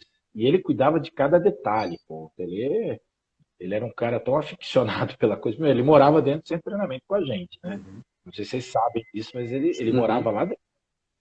Então ele acordava cedo, ele ia andar pelos campos, cara. Né? O administrador do CT ficava louco, doente lá.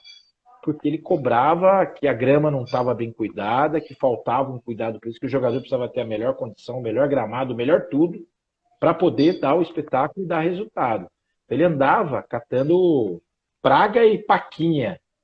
Que você olhava para o campo, você estava no refeitório, tem um vidro enorme, você vê o campo, né? Tomando café e ele estava rodando o campo, cara. Pegando essas coisas, chamando o jardineiro, falando que tinha que melhorar isso, melhorar aquilo. Ele melhorou, ele ajudou a melhorar muita coisa. Lógico que outros profissionais fizeram isso também. Mas eu acho que ele, como cabeça dessa comissão, enfim, ele teve uma função muito mais do que um treinador de campo. Ele trouxe mais coisas que ficaram para a vida, esse legado mesmo, preocupação com todos os detalhes, né? Chamou muito a atenção de todo mundo. Isso ficou. O São Paulo foi outro, né? Pós era Tele, né? Foi um time que ficou com a cara do modelo de campeão, né? E por isso que é tão exigido até hoje. Exatamente. Óbvio que se exige mais de um clube que sempre ganhou muito, né? É natural. A gente fala, a gente criou essa dor de cabeça Cabeça boa. pro clube a partir de então, né? Cara, e pra mim é aquela coisa de foco, de dar o máximo, de não ter zona de conforto. Eu acho que ele nos ensinou muito isso. E, primeiro, a gente tinha que ter um compromisso com a profissão, né? E que cada um de nós, se não cuidasse de si próprio, né, não teria como evoluir, né? Não adianta essa história de você transfere, porque é natural do ser humano sempre transferir os problemas, né? Ah, eu não consegui isso porque aquele não fez, porque aquilo não aconteceu. Cara, na realidade, a gente é muito responsável pelo que acontece com a gente. Isso é fato. E ele mostrou que no futebol é isso. O cara tem que ter foco com a profissão, foco com o trabalho, comprometimento, meta, objetivo, né?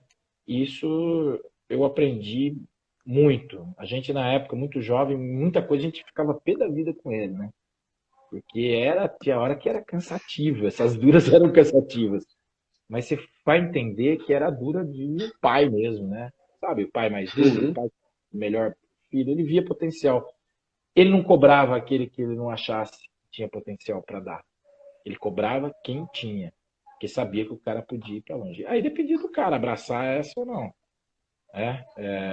Em alguns momentos era difícil aguentar essa pressão, não era fácil para muitos, mas também nos amadureceu, né? A gente foi forjado a ferro, né? Quente. E foi legal, eu trouxe na minha vida disso. Trouxe mesmo. Ô Marcos, a gente sabe que entre os amigos existe uma zoação, tiração de sarro e tal. Alguma vez você chegou pro Rogério e falou assim, aí Rogério, você já foi meu banco?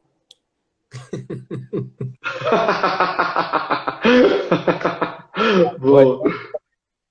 Eu encho o saco do Zete. Zete, eu tenho uma ótima relação com o Rogério, não é tão diária, nem tão próxima, né? A gente, ao longo dos anos, nem conseguiu ter essa contato. E o Zete eu tenho, tá? Desde que a gente jogou no São Paulo. Tem uma relação um pouco mais estreita. E eu encho o saco dele pra caramba. Eu falo, pô, você é um maldito, né? Você não deixou eu jogar meia dúzia de jogos, pô. Pô, jogava com o braço torto, sem o joelho. Uma vez jogou sem um olho. Não tava enxergando, pô. Tomou uma dedada do Bebeto no olho, no jogo baixo. Eu aqueci que nem um maluco lá. E ele, não, espera. Foi pro intervalo, eu aquecendo. Não, ele vai voltar. Ele falou assim, não tô enxergando bem aqui, mas dá pra ir. Eu falei, pô, você tá de sacanagem comigo. Vai deixar eu jogar 45 minutos, né? Eu brinco muito com ele. E ele brincava, ele falou assim, você é louco que eu ia dar oportunidade pra você, pra Alexandre, mesmo pro Rogério depois, né? Eu via que vocês vinham muito fortes, jovens, mas vocês vinham muito fortes, eu vou dar brecha. Leão não deu brecha pra mim no Palmeiras, ele falava isso pra mim, não deu brecha pra vocês. Então eu brinco muito com ele. Com o Rogério, eu acho que eu nunca fiz esse tipo de brincadeira assim, do jeito que você falou. Não, mas a gente se dava bem. Um cara que sempre houve uma convivência muito legal entre os goleiros. E acho que, além de, obviamente, o caráter de cada um, né? Tinha muito da coisa do mestre Valdir Joaquim de Moraes, né? Ele formou a gente, ele ensinou a gente, ele foi um pai pra gente. Até esses dias, depois de uma live que eu participei com o Rony Altieri, o Trajano fez porque um dos livros do Zé Renato, né? Ele fez um livro aí sobre 92, né? Não, ele não foi só o Almanac, foi um livro sobre 92, a conquista da América, então ele está lançando esse livro. E tinha um depoimento lá que ele colheu de uma frase do Valdir de Moraes que eu não sabia. Isso até me emocionou, porque, apesar de toda a relação que a gente tinha, ele fala ao final da Libertadores, e está no livro isso, ele fala, Zete, Marcos e Alexandre são meus filhos. Isso é muito forte, cara, porque ele realmente era um pai pra gente. Então, tudo que a gente fala de ambiente entre os goleiros, desenvolvimento dos goleiros, tem muito a ver com o Valdir Joaquim de Moraes. O Valdir Joaquim de Moraes forjou, né, no bom sentido da palavra, lapidou Rogério Ceni. Você viu o Rogério como chegou e quem era, e depois que passou na mão do Valdir, quem se tornou, cara, é absurdo a evolução. Eu brinco, o Rogério chegou todo tortinho, narigudo, com um bracinho que fazia assim, ó. Ele falava, caramba, ele é grandão, ele é desengonçado, ele até tem uma técnica, mas ele... Pô, o Valdir transformou o Rogério, cara. Transformou o Rogério. Como acredito que muitos de nós também, ele teve um papel assim de transformação absurdo. E era um pai. Da hora.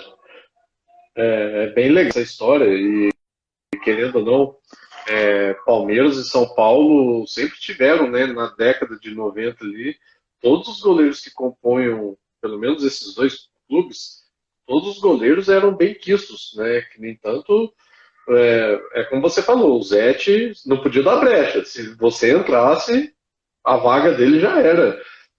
Mas sabe qual era a diferença nós pro Palmeiras, que formou grandes goleiros e tal? O São Paulo tem goleiros campeões mundiais. Sim. Isso é Não tem verdade. muito o que fazer. Isso é verdade. Isso é verdade. Não pode deixar de dar uma cutucada. Tá chegando, hein? Tá chegando o Pese, o clássico. Palmeiras Tá chegando. Dia o Marcos fez 20, dia 20. Tá Mas essa chegando, tá Ah, chegando não, o clássico. a rivalidade não adianta, vai existir. E pra gente que é São Paulino é legal, e eles têm que ouvir mesmo. Eles estão vivendo um momento legal, tudo isso, ganhar aquilo, mas não mas jamais serão. E com a gente não se cria também não dentro do Morumbi. É importante destacar isso daí. É isso aí, O Morumbi, o isso bicho aí. pega. Não bom, É, não. Ô, Marcos, aí na sua época tinham grandes embates, né? A gente vê algumas rivalidades, né? A gente teve aí uma época que era mais gostoso jogar com o Santos, outra contra o Corinthians. Hoje, eu particularmente gosto muito de ver jogos contra o Palmeiras, né? Justamente por ser um time fortíssimo. E o São Paulo sempre Sim. complica para eles, né? Na época que você estava ali naquela nata ali do futebol, para não dizer só brasileiro mundial, que muitos ali, né, foram buscar outros patamares aí, Raí, campeão do mundo, o próprio Zete, por aí vai. Qual que era aquela que saía faísca? Quando você sabia que ia ter o jogo, a semana era diferente para vocês? Dos clássicos que a gente tinha naquela época. Tinham grandes times ali naquela época. Tinham. Sempre Palmeiras e Corinthians foram grandes rivais, né? Agora, eu acho que teve um momento que foi mais Corinthians por uns 2 ou 3 anos, pelo menos do que eu vivi, e depois da entrada da era Parmalat, foi o Palmeiras. Uhum, Porque eles vieram com o propósito de realmente fazer algo muito diferente para tirar o reinado, vamos dizer assim, do que a gente vivia. uhum, Então foram embates desde 91 ali que eles entraram para 92. 92 nós tivemos já embates pesados que os caras achavam que nós vamos encarar esses caras. Na final do Mundial, nós jogamos o primeiro jogo, viajamos, jogamos lá, não treinamos a semana, foi praticamente festa a semana inteira. E a gente tinha goleado o primeiro jogo, os caras estavam achando que não, os caras vão jogar cansados, os caras estão empolgados com o Mundial, nós vamos tomar 2 na lomba depois com a gente cansado, hein? Então, assim, tinha esse gosto do Palmeiras, era gostoso, cara. Depois teve aquela confusão, eu me lembro, acho que foi em 94 ou 95, teve a confusão da briga, Edmundo com o 9-4. Juninho, nossa. 9-4, né? 9-4, 9-4. Cara, isso aí foi até engraçado. Uma noite a gente, numa folga, ou pós-jogo, eu não me lembro, a gente tava num banana da vida aí, uma casa noturna, tava uma mesa com jogadores do São Paulo, de repente chegou os caras, formaram uma mesa com os jogadores do Corinthians, do Palmeiras. Mas você acredita que criou um clima, que foi logo depois dessa briga, e o Edmundo tava, não tava o André e o Juninho. Acho que o Juninho tava com a gente. Cara, criou um clima que eu falei, que vê que vai dar caca dentro do banana, cara. Porque ficou uma troca de olhares meio esquisita, sabe? Você vê como. E Nossa. isso, né, que você administra quando sai, a coisa fica no campo, entendeu? Tenta-se ter uma relação bacana fora. Mas Uhum. ficou um clima esquisito, cara. Eu falei, quer ver que o negócio vai desandar aqui? Nós estamos nas páginas do jornal amanhã. A situação mal resolvida em campo termina na casa noturna, né? Ia ficar bacana, né? Mas eu acho que o Palmeiras, de um tempo para frente, pelo investimento que fez, né? Da era Parmalat, fez para realmente conquistar, né? Mudou, ali também mudou uma chavinha do futebol brasileiro, mais valorização Uhum. contratual, né? E tal. Isso tudo criou essa rivalidade maior. Boa.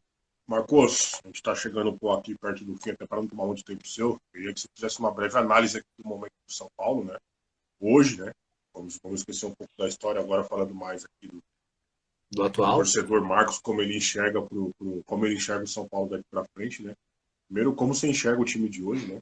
Qual a sua opinião sobre o time de hoje, da técnica, tática, postura? E o que você entende que precisa ser feito para daqui a 2, 3 anos a gente estar batendo de frente com os times que são considerados top 1 aí da prateleira do futebol brasileiro hoje? Pode dar uma encerrada. Eu acho que você já resumiu um dos pontos que eu acho interessante. Você olhar para 2, 3 anos. Eu acho que você não vai consertar um problema que aconteceu por quase uma década, que infelizmente aconteceu, né? O time ficou sem resultados. É difícil você apontar, eu falo, é difícil você julgar as gestões. A gente julga pelo resultado, né? Resultado financeiro, a falta de resultado de campo. Então, por aí você consegue ter uma referência. As dificuldades, os erros, os acertos internos, só quem estava lá é que pode dizer.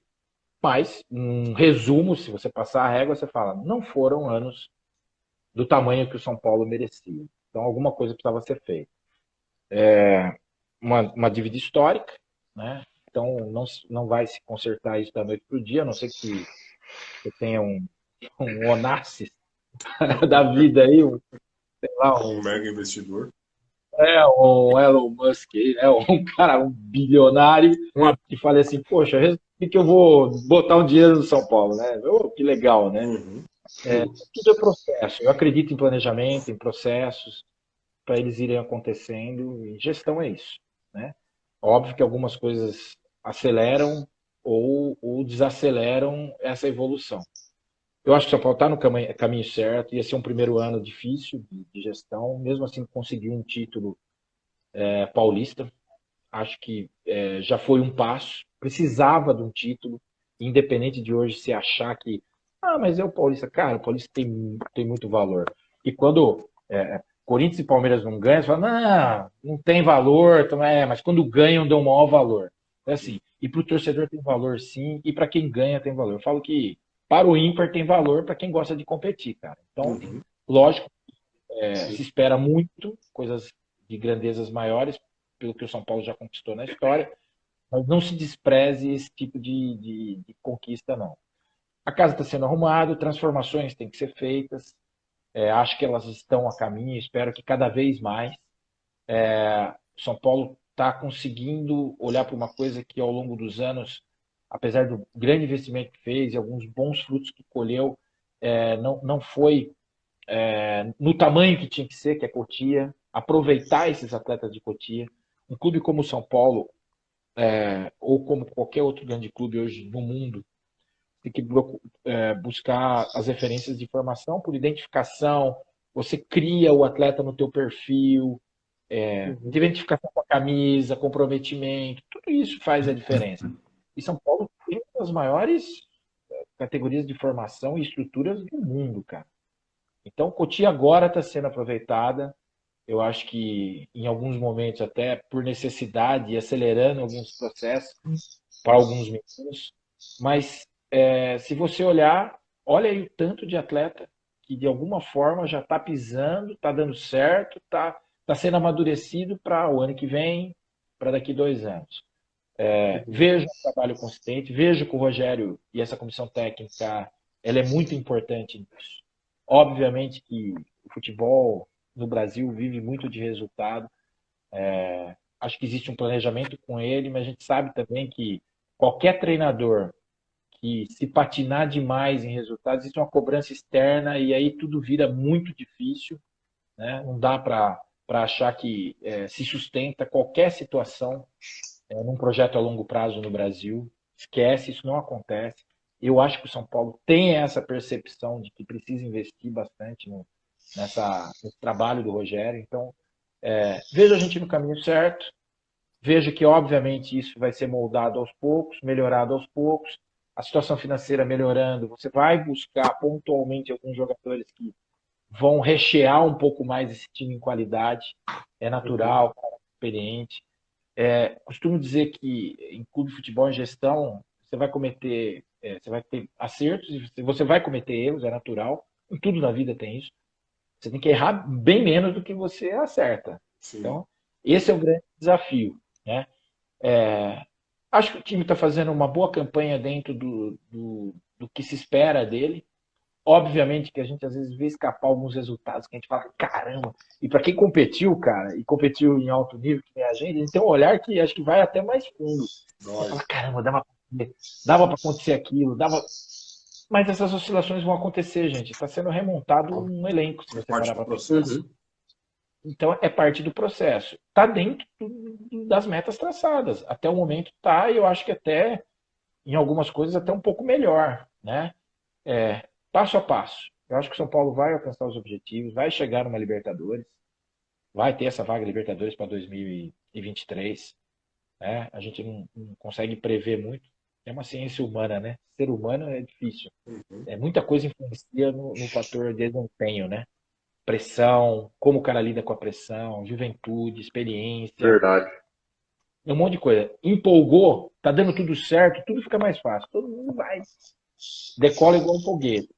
Quando não, obviamente, é traço de personalidade de cada um. Então podem acontecer oscilações. Mas eu acho que o São Paulo briga para chegar numa Sul-Americana, numa final. A Copa do Brasil, ela está afunilando com grandes times que tem hoje uma estrutura mais preparada para brigar por título do que o São Paulo, que está se reconstruindo. Mas eu costumo dizer que quando você chega em fase de mata-mata, amigo, se souber jogar o mata, um jogo muda toda a tua história. Então, às vezes, as surpresas acontecem. O Paulista de Jundiaí foi campeão da Copa do Brasil em 2005, Santo André em 2004. Sim. Então, pode acontecer. Longe de comparar São Paulo com isso, que a grandeza é totalmente diferente. Uhum. Mas o momento, você vai enfrentar times que estão mais estruturados hoje, como o Palmeiras, como o Atlético, como o próprio Flamengo, que também está com baita elenco, mas não se acerta. Né? Eu acho que o São Paulo tem uma cara hoje. Coisa que a gente não via o ano passado. O São Paulo tem uma cara, o São Paulo tem um jeito. Vai acertar, vai errar, mas você sabe que tem aquela cara. Primeiro, uma coisa que me agrada muito, passou a ser um time que briga o tempo todo. É isso aí. Ele vai buscar o resultado até o final. Isso, para mim, já é um ponto muito favorável, porque na competitividade do futebol de hoje, e se você comparar tecnicamente, a gente não tem cheio de craques em times grandes. Então, a competitividade faz diferença, cara. Quando o Rogério bate nisso, ele tem toda a razão. A força, a intensidade de jogo, a competitividade faz a diferença para você vencer. Então, acho que a gente está no caminho, tem uma metodologia, tem uma filosofia sendo implantada, e principalmente, acho que com a cara do São Paulo, aquilo que o torcedor, que a gente que vive o São Paulo, que gosta de São Paulo, quer ver. Quer ver os caras brigando dentro do campo lá. E, obviamente, tem muito talento sendo moldado aí que a gente vai, num curto espaço de tempo, bater palma. Tenho certeza. Marcos, obrigado por você ter vindo, ter dado essa oportunidade para a gente de conhecer, falar um pouco mais do Marcos, das histórias do Marcos. Seja muito bem-vindo aqui no Terapia Tricolor. Pascoal, Cadu, alguma consideração, meus amigos? Sim. Primeiro agradecer, né, o Marcos, não por ter prestado um pouco do tempo dele aí no dia de hoje, mas principalmente pela recepção que você me deu lá no Camarote dos Ídolos, né? Falando agora, esquecendo um pouco aqui tudo que a gente está construindo aqui de programa e tudo mais, aí já o depoimento do São Paulino, de um fã. Eu lembro quando moleque, né? Eu ouvi as histórias do São Paulo e ouvi muito o seu nome nas lives do Rony Altieri, que eu acompanho desde que ele começou essa trajetória de influenciador.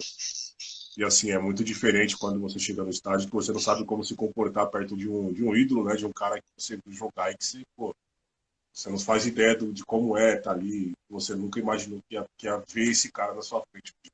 Então, eu tive a oportunidade de estar ali algumas horas. Do primeiro ao último minuto, a recepção que vocês me deram foi incrível. Eu agradeci demais o Palma, inclusive ele te mandou um beijo hoje, não pode estar aqui, mas ele te mandou um beijo. Palma, o Éder Tani também Palma. mandou um beijaço para você. E assim, eu acredito demais nesse projeto do Camarote dos Ídolos. Fiquei feliz demais pela experiência que vocês me proporcionaram lá, você, o Palma, todos os meninos que estavam lá no dia. De caras assim, eu nunca imaginei que ia encontrar.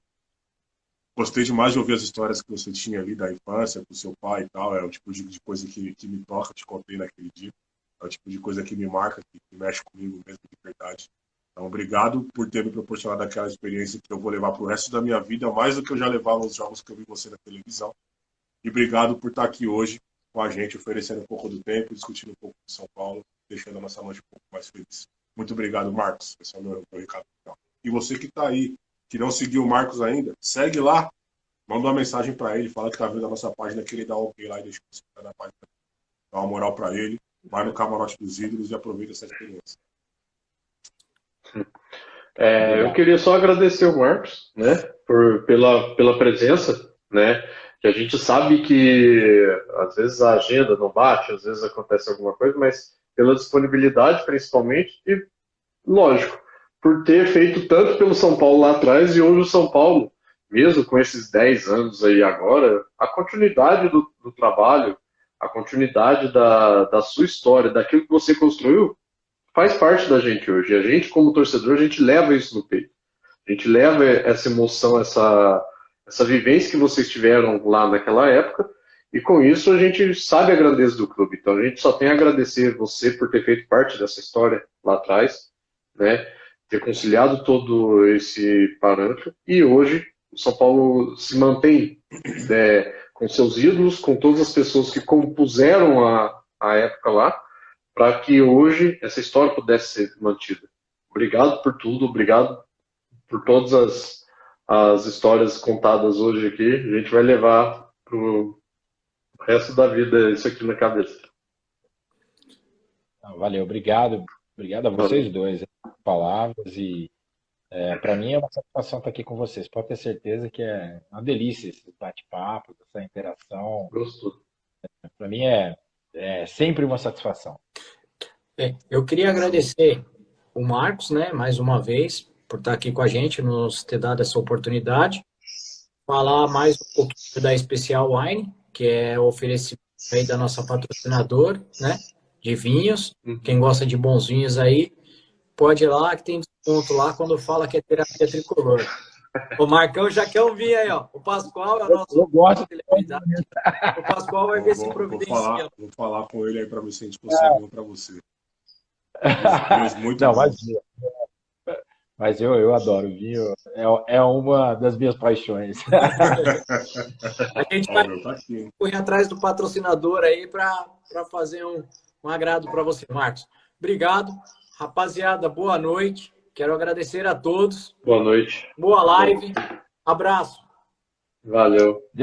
Um beijo especial. Um cara chamado Sebastian Palma, que é um cara especial, que eu tempo na minha vida, e que é um cara que eu trago no meu coração de uma forma incrível. E eu sei que ele é assim com todo mundo, é um cara com um coração enorme e está sendo um parceiro, um colaborador enorme em tudo que a gente está fazendo lá. Faltou aqui hoje, né? Para colocar mais ele aqui, mas eu sei que ele por um bom motivo, né? Infelizmente ele não pode, por uma questão de saúde, sim, mas daqui a pouco ele está bem. Precisa cobrir a careca para não ficar resfriado. Essas coisas aí. Vou dar um recado para ele. Eu falei para ele cuidar porque, cara, mal saiu de um Covid, agora doente de novo. Falei, pô, se cuida aí, cuida aí. Valeu, galera. Obrigado. Abraço, boa noite para você. Valeu, Marcos. Obrigadão. Gente, beijão. Salve. Tchau, tchau. Valeu. Tchau, tchau.